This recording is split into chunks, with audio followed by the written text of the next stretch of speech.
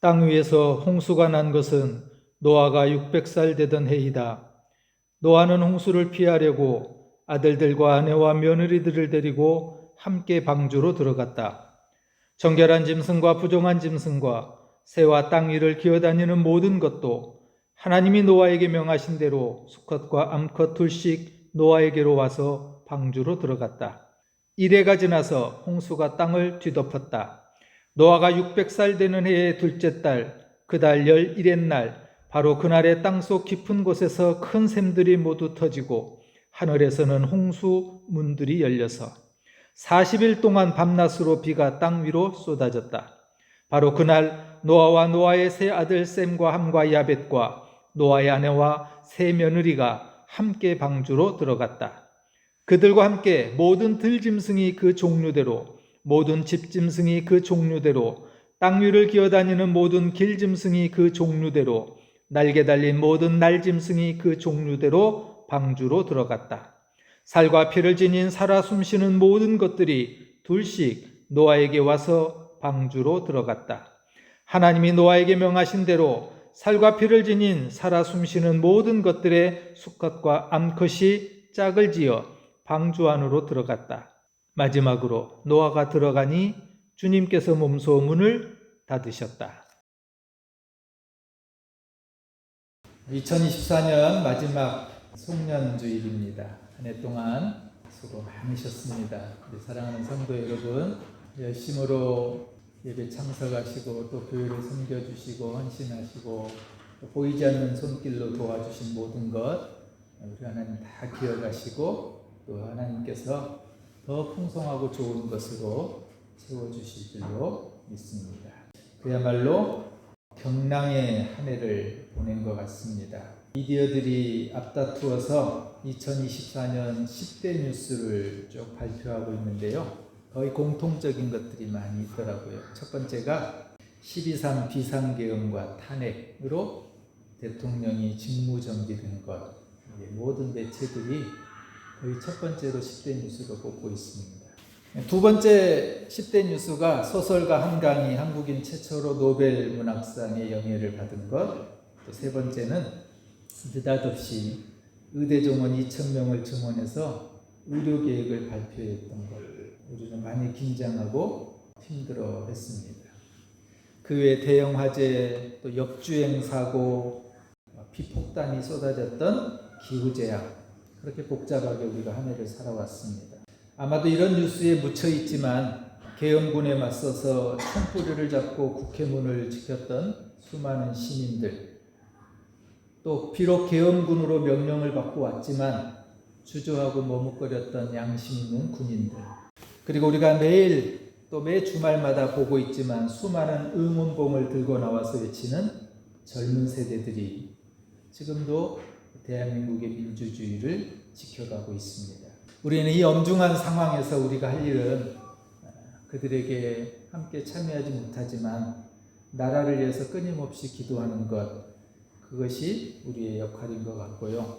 또 성도 여러분이 그렇게 한 해를 살아오시면서 수고하신 것, 우리 주님의 위로가 함께 하시기를 기원합니다. 우리가 계속해서 노아를 보고 있습니다. 노아가 살던 시대, 하나님께서는 사람을 만드신 것을 후회하시고 탄식하면서 사람을 이 땅에서 쓸어버리겠다라고 말씀합니다. 하나님 얼마나 참다 기다리다 못하셨으면 내가 쓸어버리겠다 이렇게 말씀하셨을까요?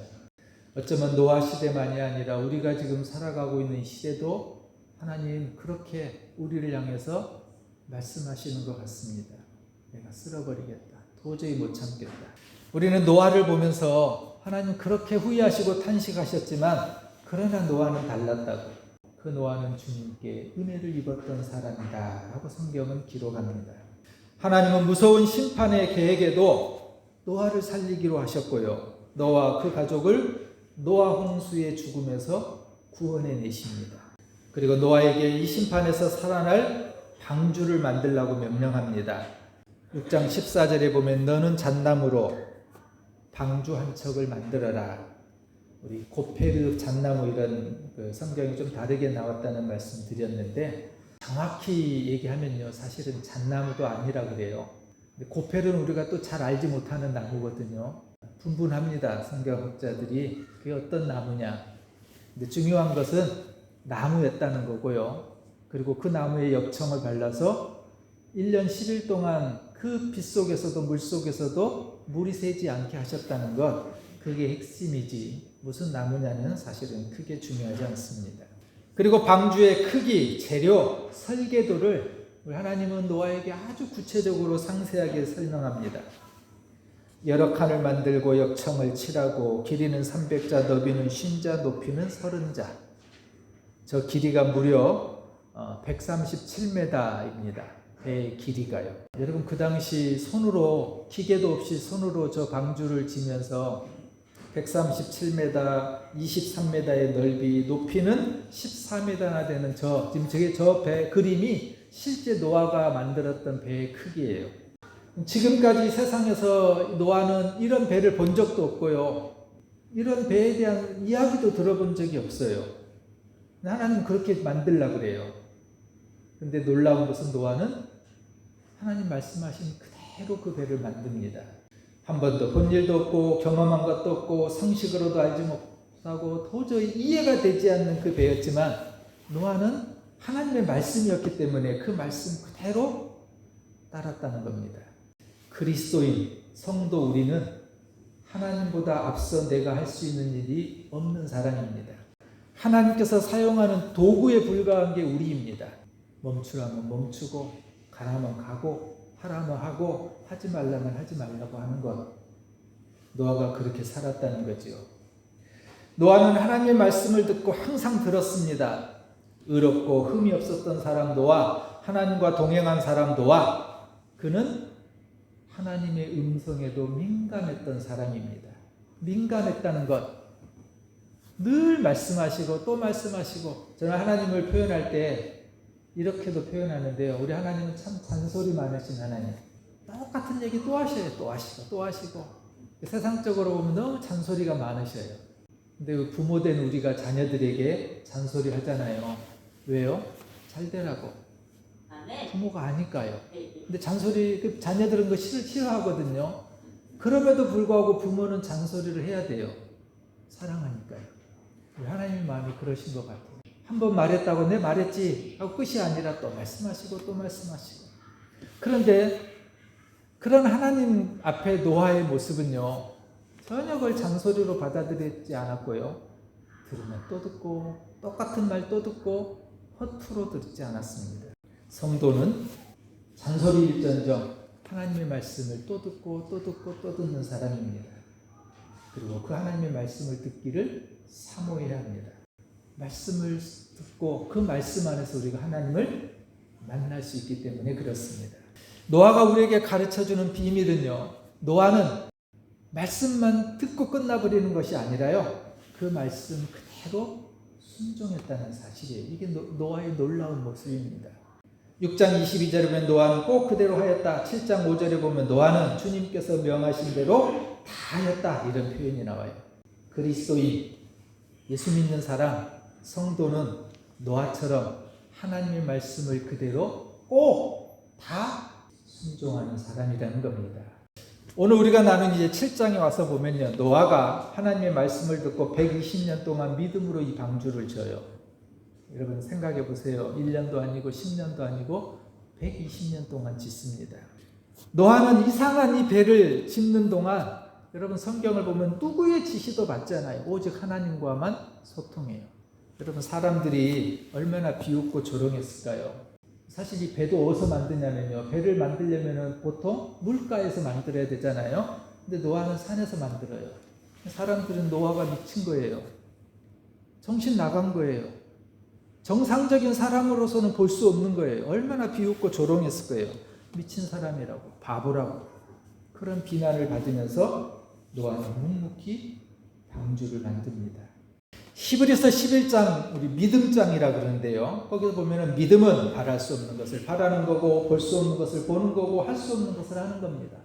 도저히 가능할 것 같지 않은 그것을 가능하다고 믿고 보고 또 그렇게 받아들이는 것, 그것을 히브리서 기자는 믿음이라고 말합니다. 믿음이 왜 중요하냐면요, 믿음대로 되기 때문에 그래요. 믿는 만큼 믿음대로 돼요. 믿음이 또 왜 중요하냐면요, 주님이 말씀하셨는데요, 겨자씨만한 정말 적고 적은 그만한 믿음만 있어도 산을 옮길 수 있다고 그랬어요. 얼마나 믿음이 중요해요. 또 시브리서 11장 6절에 보면은 믿음이 없이는 하나님을 기쁘시게 못하나니, 하나님을 기쁘시게 하는 게 뭐냐면요, 다름 아니라 믿음이라는 거예요. 그만큼 믿음은 중요한데 노아가 그런 사람이에요. 방주를 지은 사람, 꼭 그대로 했던 순종의 사람, 그리고 듣고 끝나버리는 것이 아니라 또 듣고 그 말씀을 끝까지 들었던 사람. 그래서 방주 한 척을 만들어라, 이렇게 만들어라 하면은 노아는 그렇게 만들었고요, 방주로 들어가라 하면은 또 묻거나 따지지도 않고요, 또 그대로 들어가요. 여러분, 우리가 7장을 읽다 보면요, 여러 차례 반복해서 등장하는 단어가 있어요. 개역개정 성경이나 새번역 성경이나 성경을 그렇게 눈으로 바라보면은 참 재밌는데요, 방주로 들어가라 이렇게 얘기하거든요, 1절에. 그리고 방주로 들어갔다라고 하는 표현이요, 7절에, 9절에, 13, 14, 15, 16절 계속 나와요. 왜 성경은 그냥 한번 노아가 방주로 들어갔다 이렇게 끝나지 않고 계속 설명하고 있을까요? 철저하게 하나님의 말씀을 따랐다는 거예요. 노아는 한 번만 순종한 것이 아니라요, 순종하고 또 순종하고 계속 순종합니다. 그래서 순종은요, 끝까지입니다. 그래서 주님도 순종이 제사보다 낫다 그랬어요. 6장 18절에 방주로 들어가거라 할 때 7장 9절을 보면 방주로 들어갔다. 13절 노아는 자녀들과 함께 방주로 들어갔다. 그리고 8장에 이제 뒤에 가서 보면요, 방주에서 나가거라 하면은 또 8장 18절에 보면은 노아는 또 나가요. 이렇게 절대 순종의 모범을 보여준 사람, 노아의 순종은 진짜였습니다. 그리고 오늘 우리 본문의 마지막 16절에 이렇게 기록합니다. 하나님이 노아에게 명하신 대로 마지막으로 노아가 들어가니, 같이 읽어볼까요? 시작. 주님께서 몸소 문을 닫으셨다. 같이 읽겠습니다. 한 번 더. 하나님이, 시작. 하나님이 노아에게 명하신 대로 마지막으로 노아가 들어가니 주님께서 몸소 문을 닫으셨다. 하나님께서 명령한 대로 노아가 그대로 했어요. 또 하고 또 하고 또 하라면 또 하고 또 시키면 또 시키는 대로 그렇게 다 따랐더니 주님이 문을 닫으셨다고 그래요. 여러분, 노아가 살 만큼 살았던 사람 아니에요. 경륜도 많고 경험도 많고요, 자녀도 잘 낳고요. 자신의 의견이 왜 없었겠어요? 주변의 방해, 주변의 모함, 주변의 위협 때문에 얼마나 고통의 밤을 많이 보냈을까요? 비난도 있었을 거고, 조롱도 있었고, 멸시도 있었고, 어떨 때는 협박도 있었을 거예요. 그럴 때마다 움츠려들고 이거 해야 되나 말아야 되나 갈등도 있을 겁니다. 직계가족이나 부모 형제들의 만류도 있었을 거고요, 이제 헤어진다고 하는 그런 슬픔도 있었을 겁니다. 미국 펜실베니아 랑카스터라고 하는 곳에 가면은 사이트 앤 사운드라고 하는 큰 극장이 있어요. 엄청나게 큰 극장인데요, 이곳에는 뮤지컬 공연을 하는데 반드시 성경에 관련된 것만 해요. 그곳에 공연을 보러 갈 기회가 한번 있었습니다. 무대 전체가 또 관람석 옆에까지 노아의 방주로 다 이렇게 만들어졌어요. 칸칸을 다 만들고 그 안에 동물들이 다 들어가고요, 실제 코끼리도 등장을 해요. 그렇게 실제적으로 노아의 방주처럼 다 꾸며놓고 가축들이 다 들어가고, 그리고 그 안에서 들어가기 전에 방주를 짓는 장면, 그리고 방주를 짓고 나서 들어가서 그 안에서 갈등하고 하나님과 소통하는 내용들, 그게 전체 공연의 내용이에요.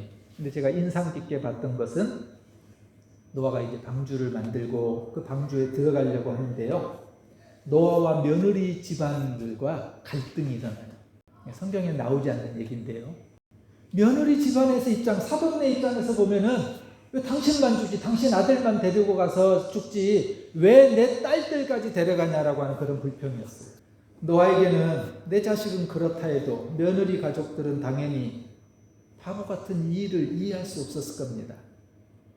그런 갈등과 비난, 오해가 왜 노아에게 없었겠습니까? 그러나 노아는 그런 모든 어려움, 그런 모든 환경들을 이겨나가요. 이게 뭐냐면요, 노아는요 하나님의 방법대로 살았다는 거예요. 여러분, 우리 신앙에서 참 중요한 게 그거 같아요. 하나님의 방법대로 살아가는 것. 우리의 지혜, 우리의 지식, 우리의 생각대로 살아갈 수도 있겠지요. 내 방법도 있고요, 내가 경험했던 것도 있고요. 그런데 노아가 우리에게 가르쳐주는 중요한 비밀은, 노아는 하나님의 방법대로 살았다는 겁니다.